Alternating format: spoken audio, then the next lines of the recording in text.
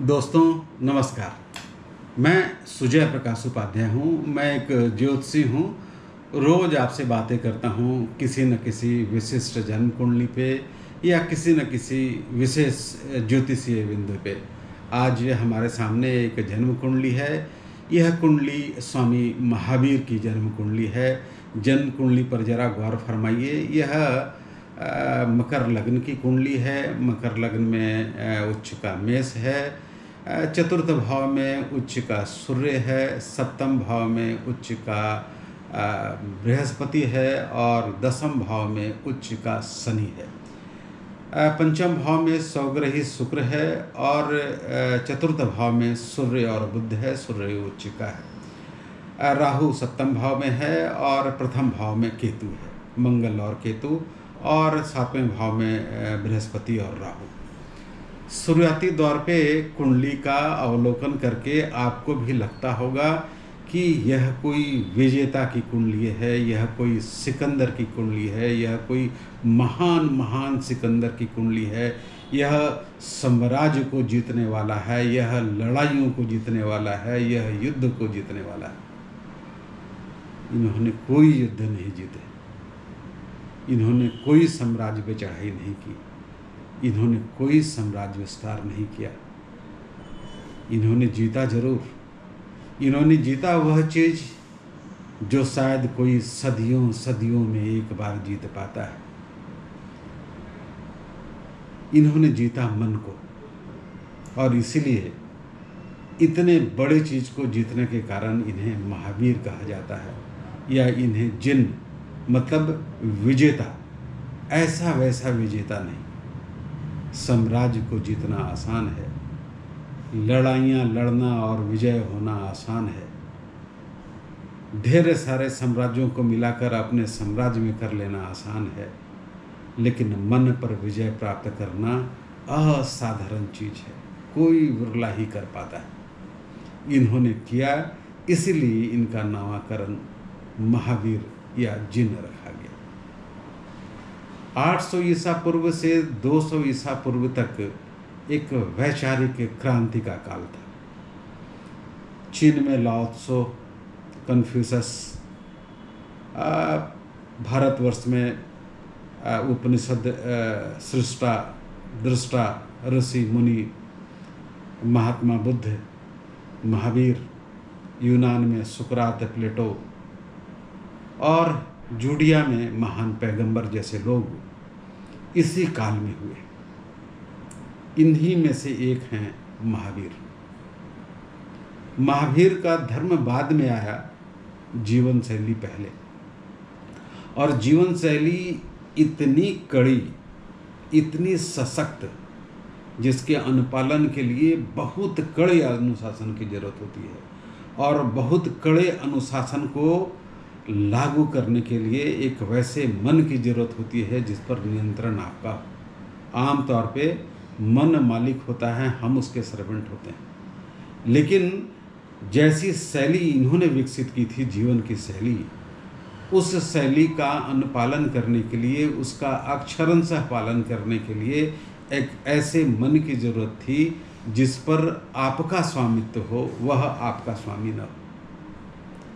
इस तरह का अनुशासन तभी पैदा किया जा सकता है जब आपके पास जो मन है उस पर आपका नियंत्रण हो। महावीर के द्वारा जो प्रख्यापित जीवन शैली है, उसको बगैर मन पर काम किए अनुपालन में नहीं लाया जा सकता। महावीर ने किया था, इसीलिए इनका नाम वीर कहते हैं, बड़ा वीर, महावीर। महावीर की जन्म कुंडली देखिए तो इनकी जन्म कुंडली में जो मोक्षकारक केतु है वह प्रथम भाव में ही है, वहाँ उच्च का मंगल है। सूर्य और बुध चतुर्थ भाव में हैं, सूर्य उच्च का है, शुक्र सौग्रही है, बृहस्पति और राहु सप्तम भाव में हैं। गुरु चंडाल नामक योग बन रहा है। आजीवन ब्रह्मचारी रहना, कभी विवाह नहीं किया। महात्मा बुद्ध ने तो विवाह किया था और वो जीवन के समस्त सुखों को भोग के आए थे। इन्होंने तो बिल्कुल अक्षुण्ण रखा अपने आप को। ये आजीवन ब्रह्मचारी रहे, इन्होंने कभी विवाह नहीं किया। इनका शनि दसम भाव में उच्च का है और दसम भाव में उच्च का शनि अध्यात्म के प्रति एक विशेष तरह की अभिरुचि देता है। व्यक्ति या तो शासक होता है, यह अध्यात्म का शासक होता है। तो अध्यात्म के प्रति इनकी विशेष अभिरुचि, ये भी एक राजकुल खानदान के ही थे। इन्होंने ये बिना किसी को बोले नहीं आए, इन्होंने परमिशन लिया बाज़ाब्ता, और फिर 12 वर्षों की तपस्या के बाद इन्हें जो अनुभूति हुई उसको ये आम जनों के सामने महात्मा बुद्ध की तरह लाए। अच्छा, इनका जो जीवन शैली था या इनका जो आइडिया था, इनका जो नोशन था, इनकी जो धारणाएं थी वो क्या थी? इनका कहना था कि भगवान कुछ नहीं होता।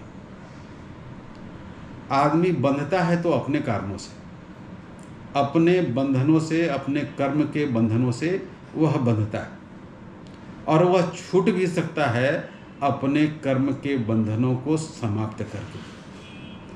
वो आत्मा पे विश्वास करते थे, आत्मा शाश्वत है, आत्मा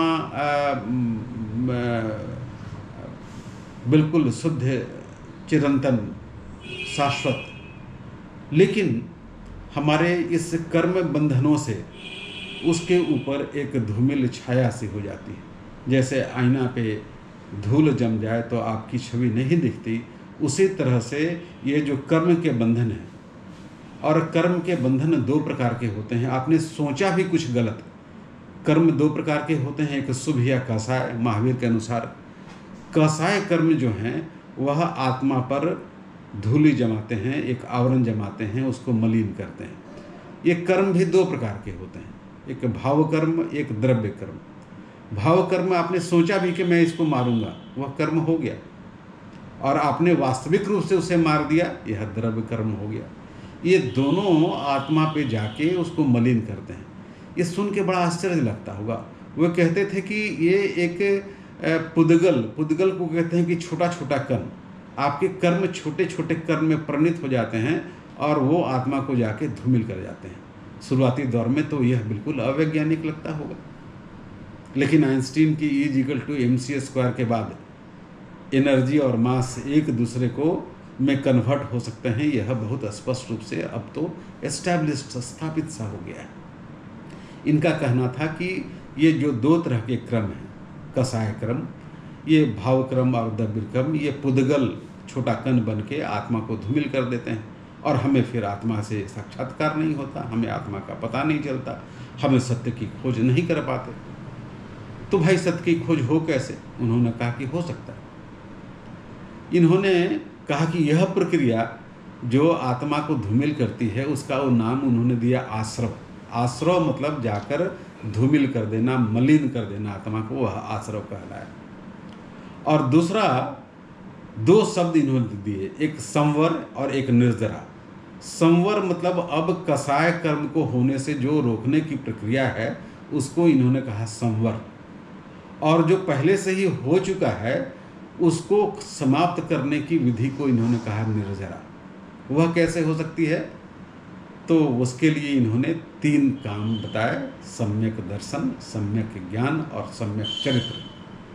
सम्यक चरित्र में अहिंसा, चोरी नहीं करना, जो कोई दे उसे स्वीकार नहीं करना, किसी जो चरित्र है अपने चरित्र को सम्यक रखना, ये सारी बातें ये इन्होंने बताई। और तपस्या का और अहिंसा का, ये बहुत बड़े पुजारी थे। और अहिंसा तो इस स्तर का कि कोई भी जीव जंतु हमसे न मरे, और इसके लिए तो कुछ लोग खेती करना छोड़ देते थे, क्योंकि यदि खेत को जोता जाए तो उससे कई कीड़े मकोड़े मरते हैं। हालांकि यह इतना कड़ा इनका जो अनुशासन था, हम लोग बगैर जीव जीवस्य जीवनम, जीव ही जीव का जीवन का रहस्य है, वो एकदम ही अहिंसा उस स्तर की हो ही नहीं सकती। संभवतः इन्हीं कारणों से जितना प्रचार प्रसार बुद्ध के बौद्ध धर्म का हुआ, उतना प्रचार प्रसार इनका नहीं हो सका, क्योंकि इनकी जो जीवन शैली थी वह बहुत कड़ी, बहुत अनुशासन, अहिंसा का इससे बड़ा पुजारी तो किसी धर्म में नहीं मिलता। अहिंसा की बात सारे धर्म करते हैं, लेकिन अहिंसा की इतनी बड़ी अहिंसा का जो रोल इस धर्म में है वह अन्यथा कहीं भी नहीं पाया जाता। तो इनकी कुंडली में ये सारी चीज़ दिखते हैं। कुंडली एक विजेता की कुंडली दिखती है, कुंडली एक बलवान, सशक्त, मजबूत व्यक्ति की दिखती है, लेकिन वह व्यक्ति केवल शरीर से मजबूत नहीं है। वह व्यक्ति मजबूत, सशक्त, बलवान इसलिए है कि उसने उस चीज़ की विजय की है जिसे विजय कर पाना, जिस पर नियंत्रण कर पाना बहुत बहुत मुश्किल है। अरबों खरबों में कोई एक आदमी, शताब्दी में कोई एक आदमी निकलता है जो महावीर की तरह इस स्तर का हो पाता है और संतत्व को प्राप्त कर पाता है। तो इनकी कुंडली के ये सारे जो हैं वो विजेता के हैं, महावीर के हैं, वीर के हैं, लेकिन वह वीर एक डिफरेंट तरह का वीर है। वह आध्यात्मिक वीर है, वो अहिंसा का पुजारी है, वह सत्य का पुजारी है। वह जीवन की एक ऐसी शैली है, उसको उसके माध्यम से वह निर्वाण को प्राप्त करना चाहता है। और इनका निर्वाण भी कुछ अजीब तरह का है। इनका निर्वाण है कि इसमें कोई सहायता नहीं करता, आप अपने ही सहायता कर सकते हैं अपने निर्वाण के लिए। अपने कर्मों को निर्जरा कर लीजिए, उसे जला दीजिए या उसे भोग लीजिए। इनका कहना था कि एक हरे भरे कद्दू को पानी में फेंकिए, वह डूब जाएगा। डूबना ही है क्योंकि उसमें रस भरा है। रस मतलब आपके कर्मों का जो पुद्गल है वो पूरा का पूरा उसमें भरा हुआ है। लेकिन उसे सुखा डालिए, निर्जरा कर दीजिए, उसे नीरस कर दीजिए, वह भव सागर को तैर कर निकल जाएगा और आपको निर्वाण की प्राप्ति हो जाएगी। ऐसा कहा महावीर ने। महावीर के पद चिन्हों पे चलना आसान काम नहीं, वो तलवार की धार पे चलने जैसा है। तो आज का जो हमारा वीडियो है वो महावीर पर है, और इस वीडियो का समापन मैं आपके आभार के साथ करता हूँ। आपको मेरा यह वीडियो यदि अच्छा लगता है तो मेरे चैनल को लाइक कीजिए, मेरे इस वीडियो को लाइक कीजिए, मेरे चैनल को सब्सक्राइब कीजिए और इसे जितना हो सके शेयर कीजिए। आपको नमन, आपको नमस्कार।